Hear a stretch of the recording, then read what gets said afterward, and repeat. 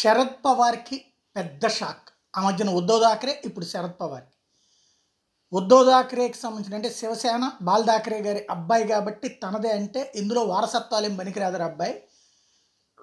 Majority ఎమ్మెల్యేలు, majority ఎంపీలు, majority కార్యవర్గ సభ్యులు, మెజారిటీ కార్యకర్తలు ఎటు ఉంటే అటే కాబట్టి ఏదైతే శివసేన అన్నటువంటి దాన్ని ఆ శివసేన గుర్తు బాణాన్ని తీసుకొచ్చి ఏదైతే షిండే వర్గానికి ఇచ్చేశారు. ఇప్పుడు శరద్ పవార్ వంతైంది. ఎన్సీపీ నేషనలిస్ట్ కాంగ్రెస్ పార్టీ నిలువునా చీల్చినటువంటి అజిత్ పవార్ ప్రస్తుతం భారతీయ జనతా పార్టీ నేతృత్వంలోని కూటమిలో జాయిన్ అయిపోవడం, దాని మీదన కంప్లైంట్ చేస్తే సుప్రీంకోర్టు దాకా వెళ్తే ఎన్నికల సంఘమే దాన్ని తేలుస్తుందని చెప్పడం.